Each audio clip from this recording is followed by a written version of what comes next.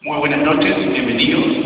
Antes de dar inicio a la presente conferencia, solicitamos apagar sus equipos celulares.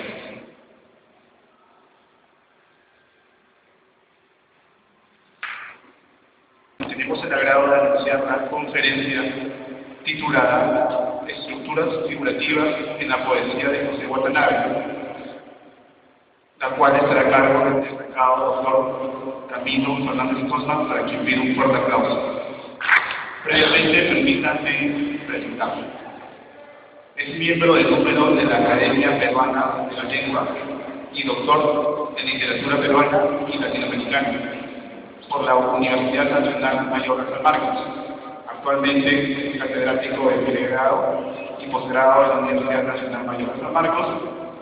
También ejerce la docencia en la Universidad de Lima y en la Universidad San Ignacio de Loyola, donde se desempeña como coordinador del área de lenguaje. Es colaborador de la revista Crítica Literaria Latinoamericana, que fuera dirigida por Antonio Correjo Polar. Ha publicado Ínsulas extrañas de Emilio Adolfo Westphalen, Ritual del Silencio, La soledad de la página en blanco, La poesía hispanoamericana y sus metáforas, Mito, Cuerpo y Modernidad en la poesía de José Watanabe. Nuevamente les pido un fuerte aplauso. Quiero agradecer al Instituto Peruano-Norteamericano por la posibilidad de disertar acerca de un poeta tan importante como José Watanabe.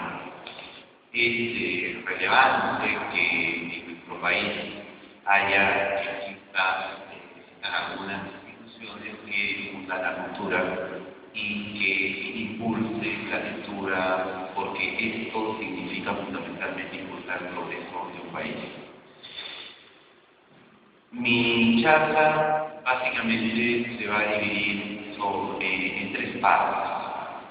En la primera trataré de precisar las fuentes de las que se nutre la poesía de José Watanabe.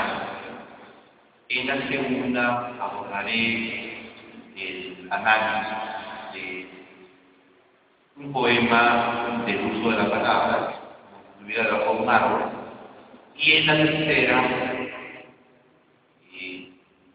voy a realizar una hermenéutica de otro poema del mismo libro. Me estoy refiriendo a Sala de Discusión.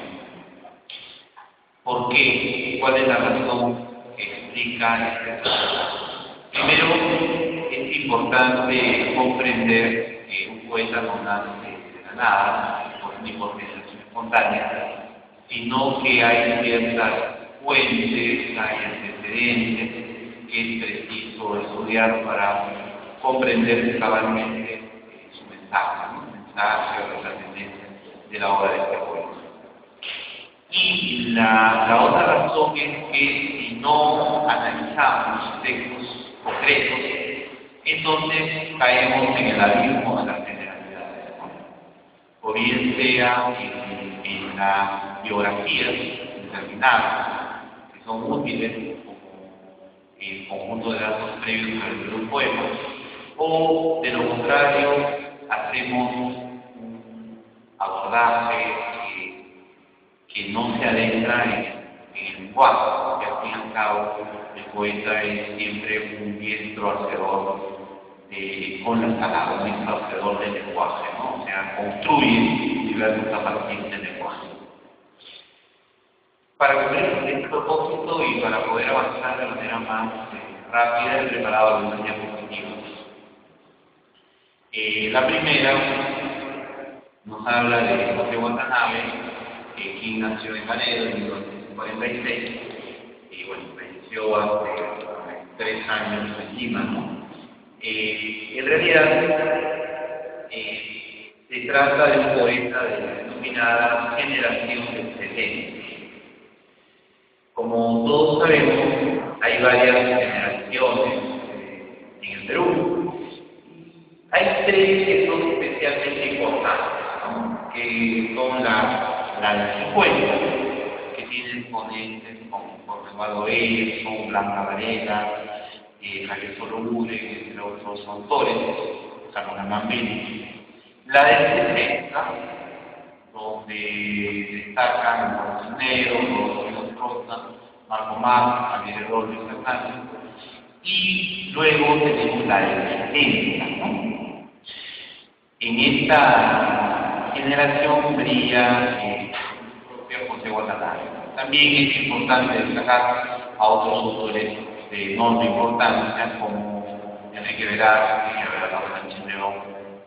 Y también es digna de mención la importancia que encontró el movimiento lancero en la órbita de la poesía del occidente. Muy bien, veamos ahora las fuentes de esta poesía. Considero que existen, grosso modo, tres fuentes de las cuales se ha nutrido, ¿no?, José Watanabe, ¿no? O sea, son como tres vertientes, tres posibilidades, ¿no?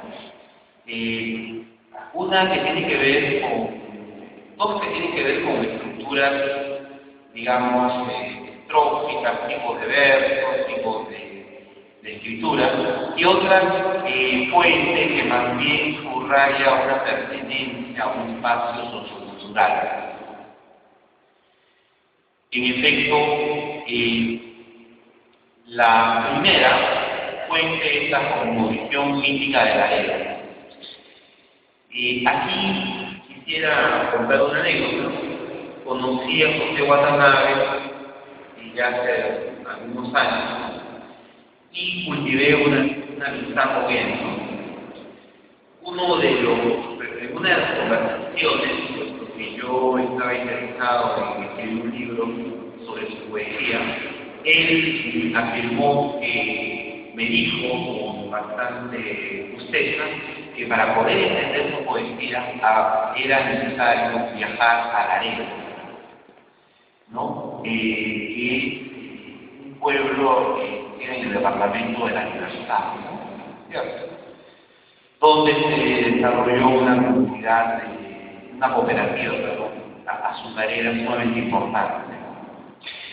Entonces, uno de esos días decidí viajar a Laredo con el propósito de realizar algunas entrevistas a personajes, algunos familiares del propio poeta y otros muy vinculados a una cosmovisión mística. Es decir, es un pueblo donde se cuentan historias, mitos,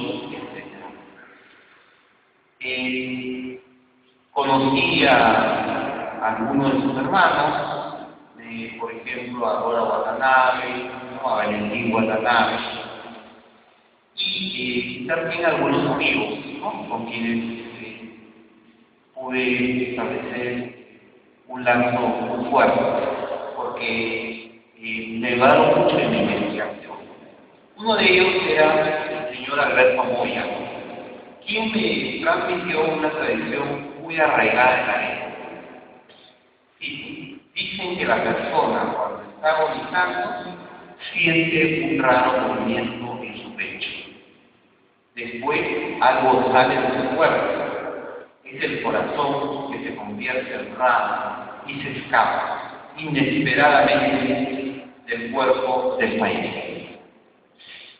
El relato continúa, pero ahí me voy a detener.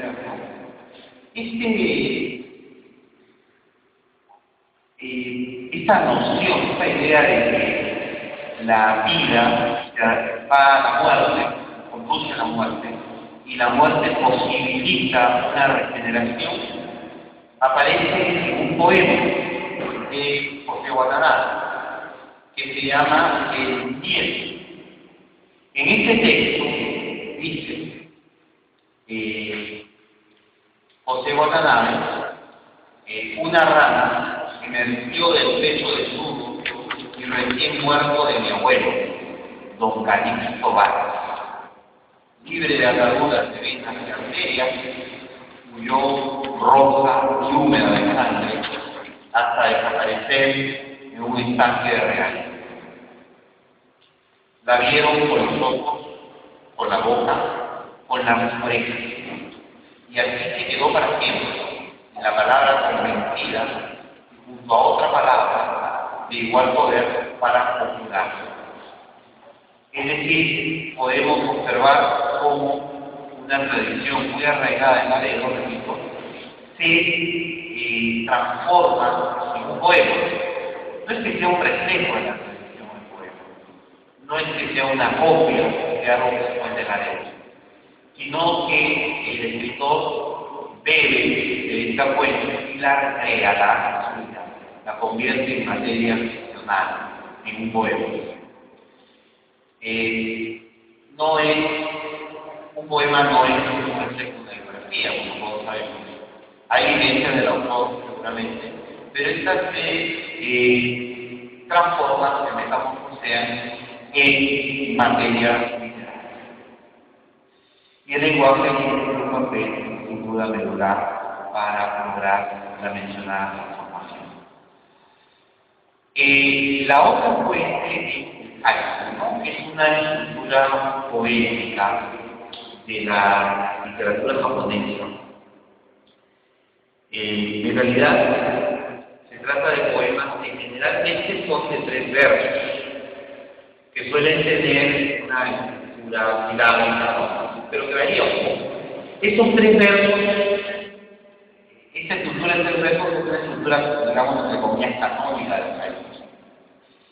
Y aquí cito un haiku de Inca. Él se afirma ondulante, timbrante, bajo allá la primavera, hierba y rey. Y es algo así como que busca de manera muy sintética transmitir una impresión, una suerte de una emoción, ¿no? que se transforma en una estructura muy sintética, ¿no? La poesía de Watanabe, sobre todo en el uso de la palabra, entre otros poemarios, emplea el haiku. A veces pone un haiku al final del poema o al centro del mismo. Varía un poco la ubicación de este tipo de poema de 3 versos. Y lo hace para subrayar, entre otros aspectos, el hábito contemplativo de esta cultura oriental. Una vez escuché decir a Marco Marcos algo que me parece digno de recordar. El hombre occidental, si ve una rosa, podría arrancarla.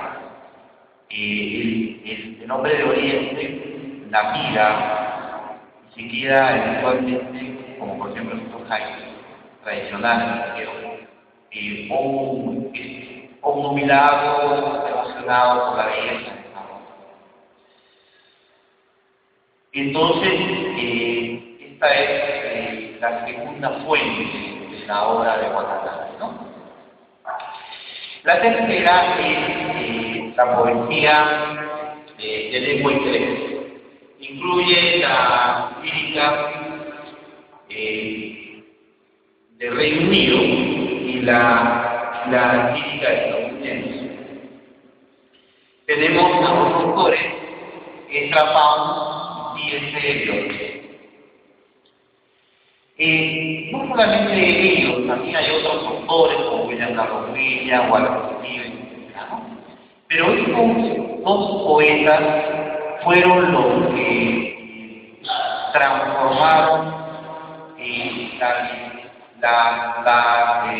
la forma de hacer poesía en su tiempo. Y Pound tiene un famoso manifiesto de 1913, un manifiesto imaginista, donde plantea el tratamiento directo del apóstol. ¿No es cierto? ¿Qué quiere decir aquí Pound? Indudablemente se puede usar metáforas, pero él considera que el poema debe contar, debe narrar de alguna manera, ¿no? Debe acercarse, lograr precisión, no tener palabras de más, no tener metáforas que sobre, sino un tipo de aproximación más objetiva, ¿no?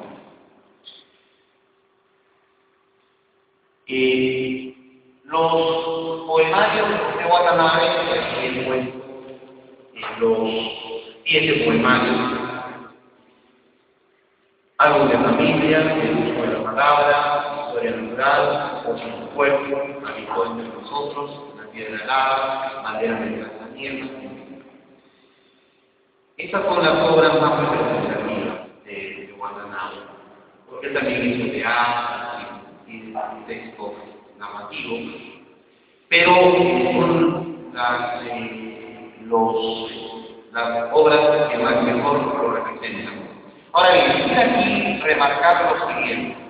Fíjense ustedes que el poemario Árbol de Familia, publicado en 1971, ganó el premio de los cuadernos universales de poesía en 1970. Y luego, un año después, vio la luz.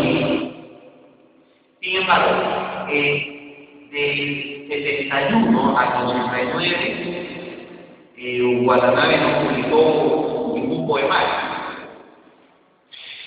Es decir, estamos hablando casi 2 décadas, ¿no? 18 años para referirnos con mayor velocidad. En otras palabras, hubo una creación, ¿no? Seguía escribiendo, pero hay una suerte de obsesión por el acto de corregir, que es importante señalar. Es un poeta cuyos textos evidencian de alguna forma este proceso casi infinito de corrección. Y aquí quiero mostrar una anécdota, ¿no? Alguna vez Watanabe me mostró un conjunto de aproximadamente, no recuerdo, 12 poemas, quizá o 3, no sé, sobre un minotauro. Estos textos iban a ser publicados por Manuel Borrás, por la editorial valenciana Pretextos en España, y casi estaba por ser enviado. Digamos que José ya había decidido enviarlos a Borrás, el editor español. Y bueno, lo hizo leer a varias personas, de las cuales estaban que habla. Yo le señalé algunas dudas, ¿no? Observaciones desde mi punto de vista. Él las corrigió, estaba corrigiendo, ¿no? Pero luego pasaron unos 7 días quizás, y me comuniqué por teléfono y me dijo que el poema había terminado en la basura, ¿no? O sea, había desechado bastante tiempo. Sé que al final todos estos poemas se convirtieron en un solo texto que me parece que está en banderas detrás de la niebla, pero debe ser un poemario. En pocas palabras, creo que hay muy buena poesía. Sin embargo, depende, ya es un punto de vista personal, ¿no? Depende de esta suerte de criterio que tiene todo creador para corregir. Por ejemplo, Vallejo corregía muy bien, tenemos la versión. Muy bien. Yo me voy a centrar, por motivos del tiempo, en este libro que fue en una encuesta publicada por la revista Debate en el número 58. Fue elegido como el principal poemario de la década de 80. Probablemente sea uno de los libros más importantes.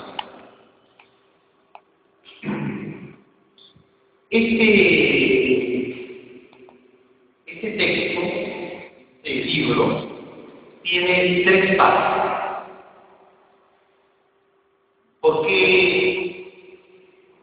porque es importante precisar, debido a que todo poemario tiene una estructura.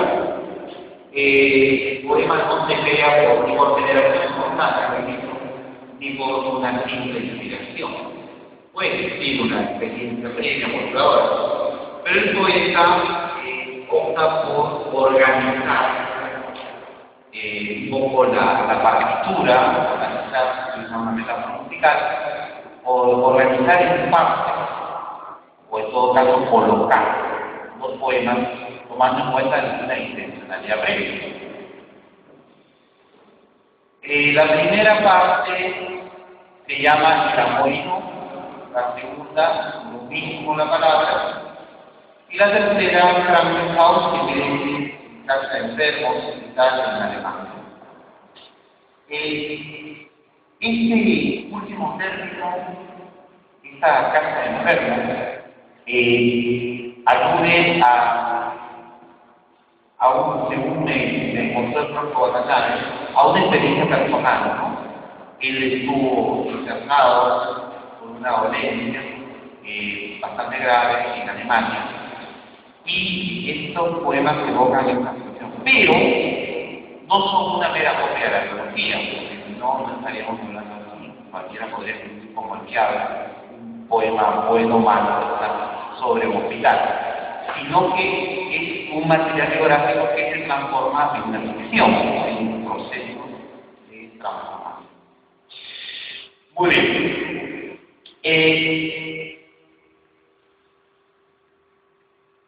Este libro es manifestación de lo que se llama la poesía de la cotidianidad. ¿En qué consiste? Hay tres características. La poesía de la cotidianidad tiene sus antecedentes en la lírica de lengua inglesa, sin lugar a dudas. Y cobra relieve en el Perú a partir de un libro de Pablo Guevara. Quisiera situar un poco que se llama el libro del gran poeta Guevara, Retorno a la criatura. Es de 1957-58 aproximadamente. Pero triunfa la poesía de la cotidianidad con los poetas de los años 70, vale decir, Rodolfo Cruz, Marco Marto, Antonio Cisneros. Es en los años 60 donde aparecen algunos libros, como Comentarios Reales, Consejero de Lobo, de Prosto, Casa Nuestra, Marco Marto, que manifiestan el triunfo de esta poesía de la cotidianidad. Aquí hay, de manera muy rápida, tres características, ¿no? Se emplean giros coloquiales. Como todos sabemos, el registro literario es un registro súper estándar, una variedad situacional súper estándar. Tiene la posibilidad de asimilar otras expresiones de otros tipos, pero por hacerlos convertirlos en literatura. Es decir, el registro súper estándar asumir elementos del estándar coloquial, o del subestándar, que es la jerarquía, y los transforma en literatura. O sea, un personaje de Vargas Llosa que dice un término, un cuerpo, una lectura está en el registro superestándar de la expresión, porque hay un trabajo de texto fundamental. Precisamente, el caso de Watanabe es típico de cómo él toma elementos de giros coloquiales y los transforma en literatura. Luego lo vamos a ver cuando analicemos poemas muy complejos. El segundo rasgo es la narratividad. La poesía de la cotidianidad, a partir de los años 60, sobre todo, por el antecedente de Pablo Guevara, me estoy refiriendo a la poesía que tiene lazos con la poesía de lengua inglesa, porque en Vallejo también hay narratividad, Vallejo no tiene mucho que ver ni con Pablo, ni con él, ¿cierto? Quiere decir que aquí hay una anécdota, hay algo que se está relatando.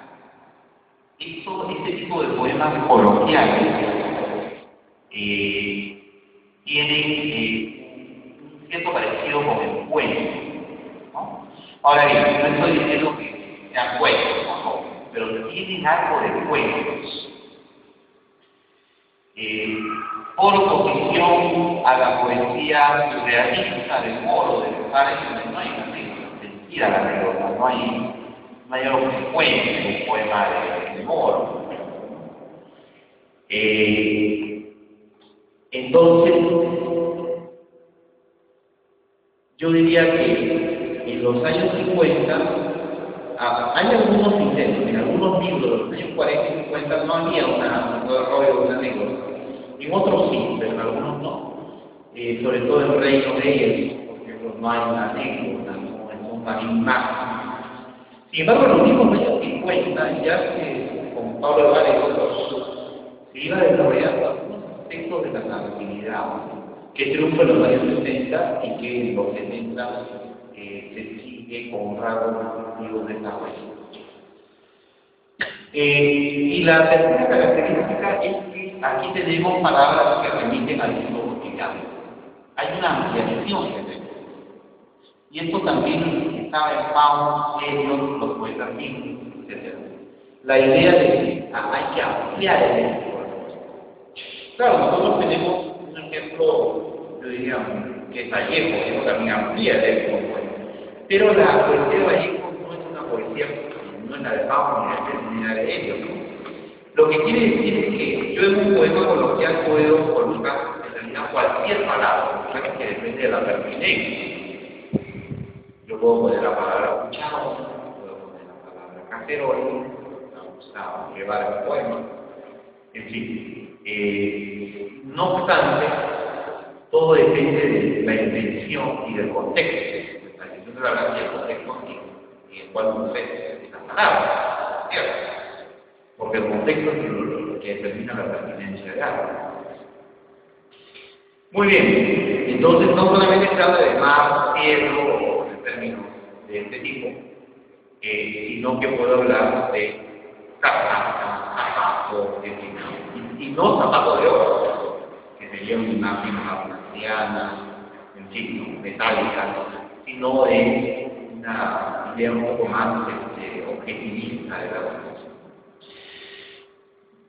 Perfecto. Ahora vamos a pasar a comentar un par de poemas que hemos elegido y que nos parecen representativos de este libro. El primero es como si estuviera debajo de un árbol y el segundo saga de excepción. Pasamos pues a leer estos dos poemas. Comencemos con el primero y con el análisis. En otro lado, una muchacha tendría hermosos piernas, y yo abriría las manos viviendo en el aire de su cadera, o pensaría algo injusto y bello para nombrar sus senos. Esta muchacha, mecanógrafa de buena presencia, no me sonríe cara, pero debiera. Vive 8 horas diarias frente a mí, sentada, sola y lejana en una nave, un lugar sobrevolado por sangre, y escritor, ríos y palomas mezcladas en el aire, y una ventana que distorsiona su propio marco, y ella más sola y lejana a ella. Oh, yo no soy surrealista, soy empleado. Y esta muchacha archiva mi oficio y beneficio, mi nombre, que flota como un globo, pero con ser que se flota. A la hora del refrigerio ya abre su lonchera y dispone sobre el escritorio su alimentación de paz, como si estuviera debajo de su mano. Esta muchacha, como si estuviera debajo de un árbol, debiera cantar, y yo diría ser galante con el suave color de su mente. El poeta contemporáneo puede crear algunas cacofonías, y si son pertinentes, ¿no? Por ejemplo, Vallejo tiene un caso muy relevante, ¿no? Y que Roberto Pablo, que es un italiano especialista en la obra de Vallejo, lo rescata. Vallejo dice que es verdad que sufrí en aquel hospital que queda acá. Fíjense, la cacofonía. Tiene que ver un poco con esta intencionalidad de Vallejo de ver que el dolor, el sufrimiento se haga materia fónica, se haga cacofonía, la coherencia entre la forma y el contenido de la expresión y el contenido. Digo esto porque, por ejemplo, aquí hay una literación que es un tanto áspera, pero funciona perfectamente. Y esta muchacha archiva mi juicio y beneficio. ¿No? Muchacha archiva, ¿no? Que es una creación bastante fuerte, como se puede observar, pero que funciona muy bien ahí. Bien. Vamos un poco a dividir el poema en partes, porque lo interesante en un texto es ver la progresión temática del mismo, ¿no? Cómo va cambiando, cómo va evolucionando, entre comillas. No hablo de cosas científicas, sino los cambios. Por eso es importante lo que es la progresión temática del texto. Yo considero que en este poema se puede hablar de tres momentos, en realidad. El primero estaría constituido por los tres primeros versos. Segmentación y división del texto en partes, con el propósito de establecer los núcleos temáticos esenciales, tomando en cuenta también las estructuras que se repiten, ¿no? Por ejemplo, aquí tenemos que hay tres momentos. El primer momento es el primer segmento, conformado, repito, por los tres versos iniciales, desde controlado hasta cero. Y les he colocado la injusticia y la belleza asociados a la contemplación del cuerpo. Pero aquí es importante afirmar, reconocer e identificar que esta belleza estaría en otro lugar, distinto de donde está la muchacha, en otro lado, en un allá, no en el aquí. Tendría algunas piernas y estaría un público bello para los adultos. Quiere decir que un allá, en un espacio, habría belleza e ruptura de normas, de esquemas preestablecidos. Una segunda unidad o segmento, desde esa muchacha hasta como si estuviera debajo de un árbol. Y aquí notamos en particular que hay una suerte de alienación porque una falta de comunicación y una rutina que puebla este ambiente, esta atmósfera. Se trata de una muchacha nacida con mecanógrafa que no canta, pero que debería cantar en otro espacio, que trabaja 8 horas en una oficina probablemente, y donde la comunicación entre el yo poético y esta muchacha es casi nula. Está un poco encadenado por el trabajo burocrático, ¿no? Como se puede observar. Luego tenemos el tercer segmento, donde se hace la posibilidad canto de la muchacha debajo del árbol, ¿no? Pero dice debiera, no es que cante, no tendría que cantar.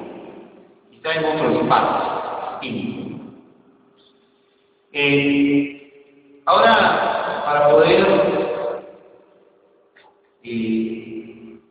entrar a la complejidad del texto, me gustaría analizar un poco el material figurativo que se observa, en el cual me voy a detener un poco más, ¿no?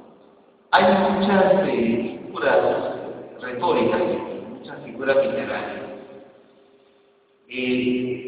Por ejemplo, tenemos estas figuras, antes de hablar de la composición. Quiero mencionar en primer término del verso 2, y yo abriría la mano pidiendo en el aire su cadera. Es una metáfora, medir su cadera en el aire. Pero el término es una metáfora verbal que pone de relieve la idea de que el término medir allí tiene una acepción cualitativa. O sea, medir alude a cantidad, pero los poetas resemantizan. De manera que medir en el aire aquí significa valorar la belleza del cuerpo en modo espacio. Entonces, lo cualitativo es parecido a lo cuantitativo del verbo medir. ¿Cierto? Y la idea de abrir también es algo músico. Y una metáfora en las estructuras impersonales funciona también en metáforas verbales, como gerundios, como infinitivos, que son de realidad verbales, pero que una metáfora tiene una función de verbo en la metáfora verbal, ¿no? Luego, hay en dos versos más adelante, dice taquígrafa mecanógrafa. Vean esa insistencia, esta terminación, ¿no? Grafa dos veces que alude a la escritura.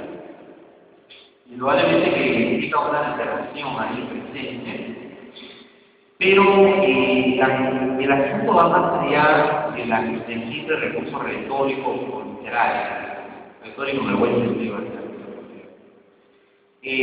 Grafa aquí se asocia con escritura, y con escritura de oficina, frente al canto de la libertad, debajo del mar. No canta, no es libre, sino que está esclava a la escritura de la oficina, a escribir, se me canón, a hacer la escritura. Más adelante, después de esta literación, tenemos una repetición sumamente interesante, sentada sobre el alma de Kant, repetición en que están aparentemente en el mismo espacio de una oficina, pero están muy lejos porque no se comunican ella con el yo pueblo. ¿Cierto? Y luego un recurso que, en mi opinión, es genial, que es el uso del espacio de la página y de estos guiones que están separando las palabras, escritor, lector, etc. Y que dan la sensación de ser las separaciones que hace una máquina de escribir.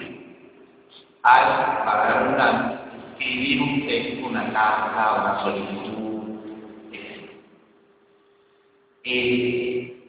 No obstante, es importante hay algo adicional que complementa este concepto, y es lo siguiente: el uso de este polisínteto, ¿no? Polisínteto, y escritorio, y paloma, y una ventana, y ella mascota, y lejana. ¿Por qué? Porque se están acumulando las palabras en la máquina de escribir y se están acumulando también las conjunciones. Y también se está acentuando la lejanía. O sea, trabajar frente a una máquina de escribir aquí es también alejarse del otro, alejarse de los demás, aislarse, deshumanizarse. Posteriormente tenemos no solamente esa repetición de políticas, ¿no? Sino también esa antítesis, ¿no? O yo no soy surrealista, soy el real. Donde nuevamente vemos cómo los poetas,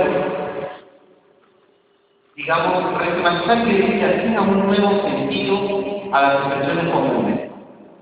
Le asignan un nuevo sentido. Por ejemplo, Vallejo dice, ahora que me refiere a Bizancio, no está pensando en la cultura bizantina. Bizancio es una urbe, ¿no? No está pensando exactamente en la cultura oriental. Después dice que escribió Aikifu, dice el poema de Nino Muerto. Es una urbe moderna. ¿Por qué? Porque le ha cambiado el sentido. No puede ser que va a venir de Oriente a mundo antiguo, no tiene mucho sentido. Bueno, entonces quiere decir que la palabra surrealista no significa ser discípulo de André Breton o escribir con humor o básicamente. Surrealista significa quebrar normas, liberar de los espacios convencionalizados, entre comillas, burocratizados. Eso significa. El surrealismo es una corriente estética, también subraya la libertad, el erotismo y la libertad funcional, ¿no? El erotismo como una crítica de la civilización instrumental, que reduce todo a la rutina, a la alienación, a la deshumanización. Perfecto. Fíjense ustedes que, por último, podemos observar este signo, el nombre que flota como un globo, el nombre de los seres humanos, se ha transformado en un simple globo que va de una boca a la otra boca. ¿No es cierto? Un nombre que casi ha perdido dimensión significativa. El nombre es lo que se reconoce, seres humanos, no es cualquier cosa. Los nombres permiten organizar el mundo, clasificarlos realmente. Y el árbol es aquí un símbolo de libertad. Vemos que el yo poético se siente cercano ideológicamente, según dice la cosmovisión con el árbol, ¿no? Y se siente lejano de estos señores, doctores y conserjes que reducen todo al trabajo, al poder, que ejercen poder sobre el otro tipo. Muy bien, pasemos a lo que es la cosmovisión del poeta. Aquí lo que el poeta quería plantear, cosmovisión del poeta es esta visión del mundo, el mundo de las ideas, que está presente ahí, ¿no? Dijimos que los poetas dan nuevos sentidos a las palabras comunes, a las expresiones, a los vocablos. También los poetas tienen visiones del mundo, ¿no? Se manifiestan una forma de percibir el mundo. Tienen ideas, ¿no?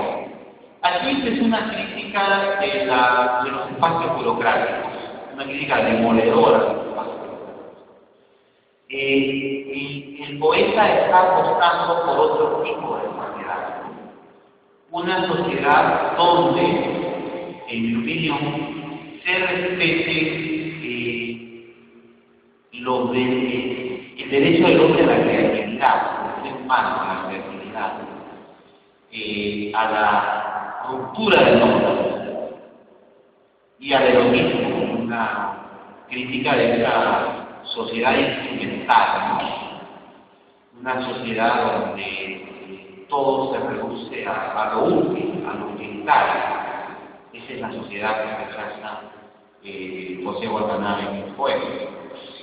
Y ahora pasemos a otro texto que es el poema Sala de Iniciación, que vamos a pasar a él. Dice: un cadáver puede provocar una filosofía del infinitamiento. Sin embargo, los estudiantes admirablemente estaban entusiasmados con su muerte, lo rodeaban y discutían con fervor la anatomía de este cuerpo de piel coreana. Yo aprendí a otra vez La vida y la muerte no se meditan en una mera decisión. Los estudiantes me previnieron que iban a extraer el cerebro del magnífico medio. A veces yo toco los siniestros sin perturbarme demasiado. No hay sofisticación instrumental para retirar un cerebro. Una modesta sierra de carpintero cortó el cráneo a la altura de la sien. Luego subieron el órgano con un franco lleno de polvo. Yo me dediqué a observar, solo, en otra mesa, mientras los estudiantes seguían colectando su denso libro con mi guante. Sorpresivamente, una burbuja brillante brotó del interior del cerebro, con un mensaje venido de la otra mano. Y no había boca. No había boca. La burbuja, muda, iniciales del espolio.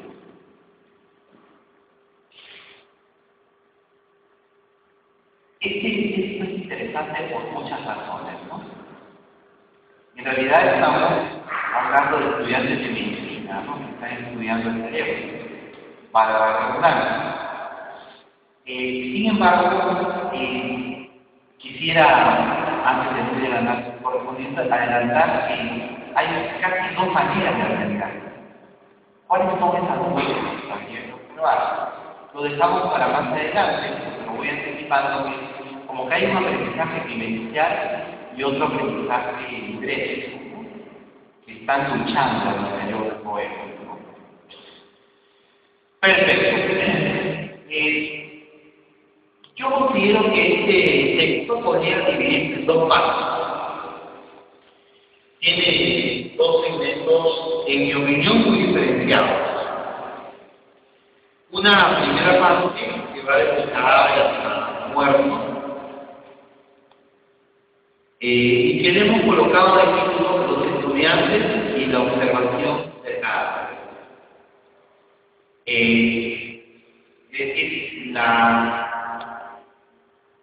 Un caso el estudiante y los libros, ¿no? Un caso de ahí. Y un segundo segmento de sorpresivamente hasta el final. Aquí tenemos la expresión de la individualidad por encima de la muerte. O sea, me explico. Me parece que, obviamente, es una lectura, no la única. Como maestros sabemos, profesores, docentes, que en realidad la lectura que hace uno no es la única, puede haber otra lectura. Lo importante es que la lectura pueda, de alguna manera, ser algo diferente en la medida de lo posible, ¿no? Seguramente puede haber otra forma de dividir el texto, quizás.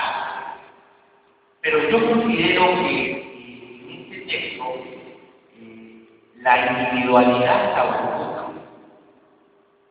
burbuja, ¿no? que un poco está más en la muerte. O sea, el ser humano puede, su individualidad puede vencer a la muerte. Y luego la vamos a retomar y desarrollar un poco más cuando hablemos de la cosmovisión. Entonces, en esta mesa de decisión se está tratando al cerebro como si fuera el cerebro de cualquier persona, sea de un ingeniero, un obrero, una persona, una vendedora de galletas, etc. Se trata así el cerebro. En cambio, el yo poético cree que cada persona ha impregnado de individualidad su cerebro, incluso después de muerto, después de haber muerto.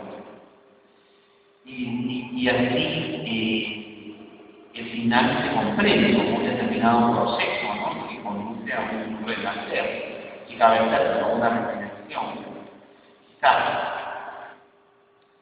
Entonces, yo creo que hay dos momentos muy diferenciados en este poema, ¿no? Luego tenemos algunas figuras literarias algunas estructuras figurativas, que son muchas en realidad. Por ejemplo, un cadáver puede provocar una filosofía del ensimismamiento. Me parece sumamente interesante porque esa filosofía del ensimismamiento tiene que ver con una actividad introspectiva que hace el yo poético. Como que el yo poético está meditando a solas, separado de los problemas, está casi en otro espacio. Esa es una metáfora sumamente interesante, ¿no? Luego,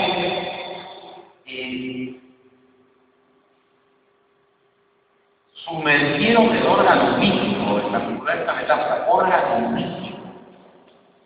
Me refiero a esta metáfora festival, juega con el adjetivo místico del sustantivo órgano. ¿Por qué? Porque en realidad el órgano místico es el cerebro. El cerebro es el depositario del saber, por lo menos para nosotros, como bien, en nuestra cultura, ¿no? En la cultura occidental, entendemos el cerebro, si incluso si decimos, no tiene cerebro, no tiene. ¿Dónde está tu cerebro? No hay posibilidad de pensar. Entonces es un órgano que tiene un gran prestigio, ¿no es cierto? Por eso es que habla de este órgano mítico en el sentido que está idealizado. Porque el término mito es un término polisémico, tiene mucho sentido, quiero decir. Vale decir mito puede ser relato sobre el origen, pero mito es también una idealización que hacen ciertos grupos de poder. Idealizan algo, ¿no? En realidad. Y aquí lo que quiere hacer es desmitificar el cerebro de alguna manera, sin tanto sea depositario del saber, porque el cerebro para él es otra cosa. Muy bien. Luego tenemos un símil, que es una comparación, que es el foco. Una burbuja brillante brotó esta metáfora. Del interior del cerebro como un mensaje venido de la otra mano, de la muerte, como un mensaje. O sea, este cerebro da mensaje. Esta persona, en todo caso que tuvo el cerebro para corregir, sigue dando mensajes después de muerto, se convierte en emisor, tal como se puede observar. Es la burbuja, ¿no? Que en realidad es una individualidad. Entonces, es como un mensaje, en particular este símil o comparación. Posteriormente tenemos la antítesis, ¿no? Es muy clara. La antítesis es una oposición, tal como se puede observar. Por ejemplo, la antítesis aparece entre los estudiantes y los estudiantes dicen algo, yo hago de otra manera. Cada vez discutíamos, pero bueno, no tiene su fuerza. Yo aprendí otra vez. Esa es antítesis, ¿no? Él aprende una lección, pero se hace otra lección. ¿No? ¿Qué lección aprenden los estudiantes? Que en realidad el cuerpo es una copia de lo que está en el libro, y es el cerebro del cuerpo, de lo que está en el libro. ¿No es cierto? En cambio, la lección que extrae el yo poético es que la vida y la muerte son mucho más que una mesa de discusión. No se puede palpar la vida y presentir la muerte en una sala de discusión. Solamente mediante un mecanismo de introspección, una filosofía del ensimismamiento, puede uno meditar con mayor profundidad acerca de la vida y la muerte. Luego tenemos, después podemos observar algunas aliteraciones, ¿no? Es sumamente interesante este juego de fonemas, etc. Burbuja brillante por todo. La B como se refiere. Burbuja, hay varias capas. Brillante por todo. Y que establece por todo una acción, tal como se puede observar. Hay otras deliberaciones, sin lugar a dudas, pero me quiero conmigo porque me parece una muy representativa quizá. ¿Cuál es aquí la cosmovisión o visión del punto de las ideas que el poeta nos quiere transmitir? En realidad, aquí hay una visión, una percepción distinta del poeta.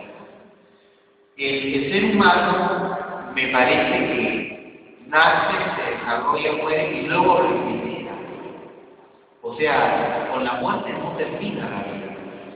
Esto produce una regeneración, por eso es que brota la vida. Brotar es renacer, regenerar. Y el cerebro no es ese órgano mismo. El cerebro aquí es una extensión de, repito, individualidad, ¿no? De cómo es posible dar que un muerto, entre comillas, pero en realidad si está vivo, pueda comunicar cosas, mensajes a los vivos, como que los límites entre los vivos y los muertos no están tan claros.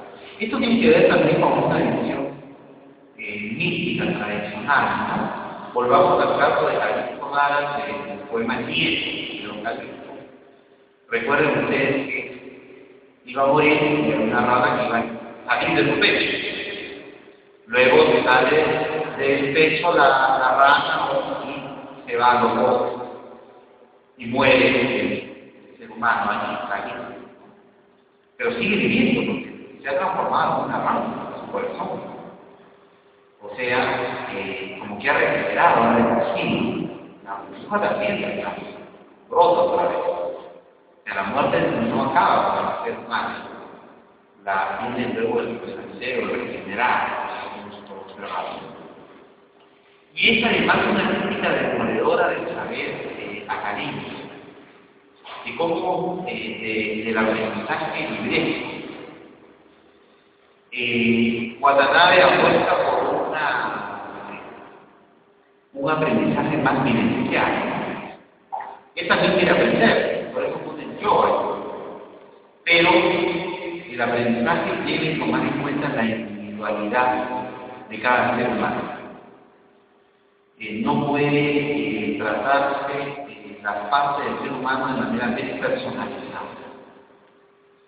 Indudablemente es que aquí los estudiantes se dejan carniceros frente a esta visión más humanística, permítanme denominarlo, del yo poético, que valora esta individualidad que vence a la muerte, sin lugar a dudas, vence totalmente a la muerte. La poesía de Watanabe sigue vigente por un abanico de razones, ¿no? Creo que hay una profundidad de mensaje en los dos poemas que puede percibir esto con nitidez. Por ese trabajo de lenguaje, este instante deseo de corrección, ¿no? Por eso invito a ustedes a leer y releer estos poemas que permanecen siempre frescos en nuestra memoria. Muchas gracias. Y tenemos una breve ronda de preguntas.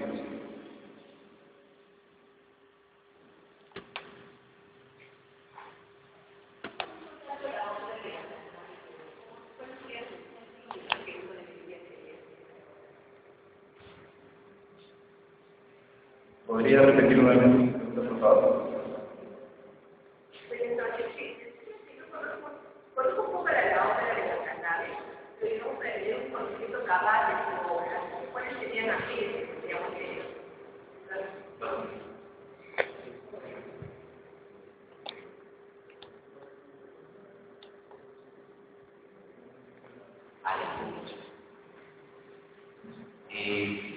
bueno, en primer lugar, creo que habría que adentrarse en su propia obra, ¿no? Hay que conocer algunos textos que me parecen fundamentales, ¿no? Por ejemplo, el ABC de la lectura del San Pablo, el arte de la poesía de esta fauna son importantes. Los textos de los años 60, los poemas de Cisneros, de Marco Marcos, me parecen sustanciales, imprescindibles. ¿Por qué? Porque de alguna manera hay una tradición. Por ejemplo, voy a poner un caso. Antonio Cisneros tiene un famoso poemario, que escribió muy joven, en los años 60, que es Comentarios Reales. Este libro me parece imprescindible para entender lo que pasa en los años 70. En Comentarios Reales hace la historia del Perú, ¿no? Prácticamente la época prehispánica, la época reinada, en este momento lo más importante. Allí aparece la idea del poema que tiene anécdotas. Hay un poema de Amaro, hay un poema que habla de Toledo, ¿no? Comentarios Reales. Yo pienso que yo empezaría por recomendar algunos textos, ¿no? Luego, un poemario de Marco Marcos, que es Casa Nuestra, que me parece un antecedente importante a la hora de navegar un camino. ¿Por qué? Porque ahí aparece esta poesía también coloquial, ¿no? Del migrante, por ejemplo, ¿no? Del migrante provincial que llega a Lima. Es un texto claro, ¿no? Y después otro poemario es Consejero de Lobo, ¿no? También configura una crítica del sistema de poder, fundamentalmente los sistemas autoritarios, que son bastante indignados por el poeta, libro Consejero de Lobo. Estos tres libros se definirían Comentarios Reales, Consejero de Lobo y Casa Nuestra, poder adentrarnos en la poesía de Guatemala.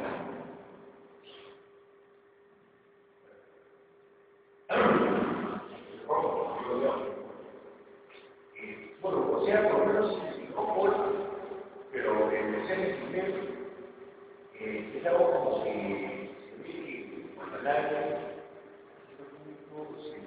se revela el alma en la poesía, la verdadera alma, ¿no? O sea, esa lucha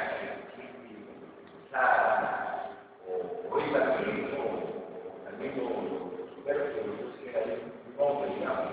O sea, es como que esa alma, la alma es, realmente no lo percibe, ¿no? Pero él sí lo percibe. Entonces, yo creo que digamos, de dónde viene la cuenta justamente para que él pueda percibir esa alma que está más profundo de lo que uno es realmente. ¿Cuál es la cuenta? Yo pienso que esta visión del mundo, bueno, tiene varias fuentes, sin duda, pero creo que la cosmovisión de Gallego es fundamental. Por eso cité y tengo varios textos, ¿no? Una investigación que hice, que sale publicada en el libro. Creo que es Gallego la fuente principal, no creo que sea la única.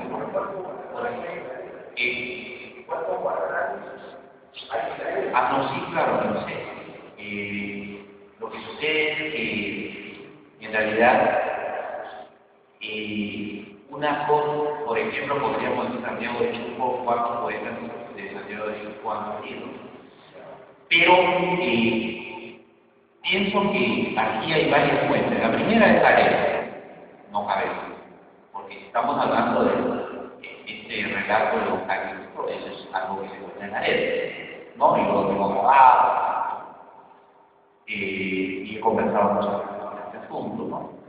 La otra es lo que tiene que ver con una crítica muy fuerte del saber académico, representado sobre todo por los médicos y por los estudiantes de medicina. O sea, si leemos esta tercera parte del uso de la palabra, de la clase house que quiere buscarse de hospital, de alguna manera, ahí vemos que los médicos tienen una visión muy deshumanizadora de las cosas. Y que no tienen una formación humanística, ¿no? Incluso eso lo mostró David Guadalajara, ¿no? Que tenemos alumnos. Creo que aquí sí quiero repetirme esa anécdota.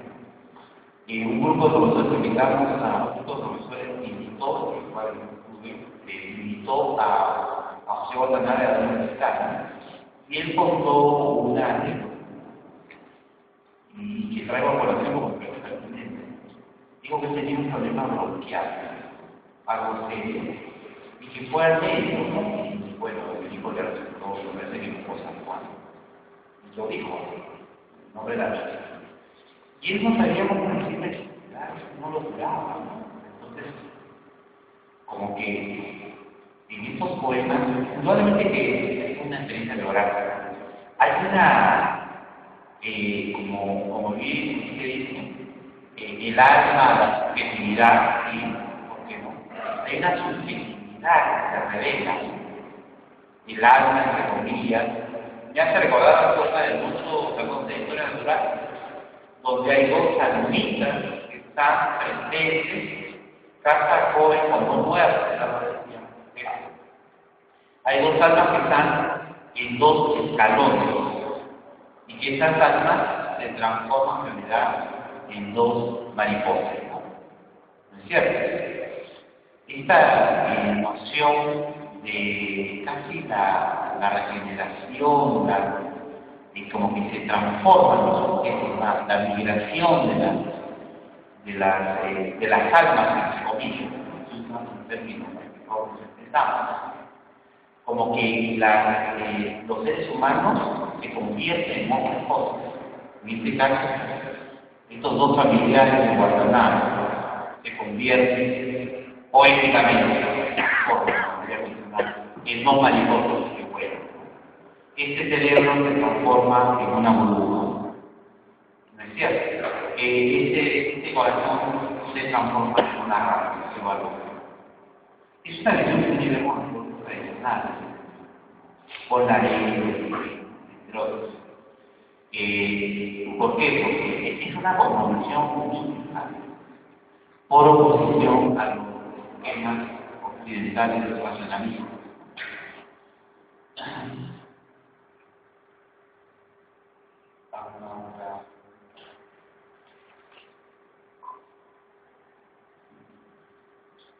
Bueno, agradecemos infinitamente su participación, doctor Camilo, y solicito un fuerte aplauso.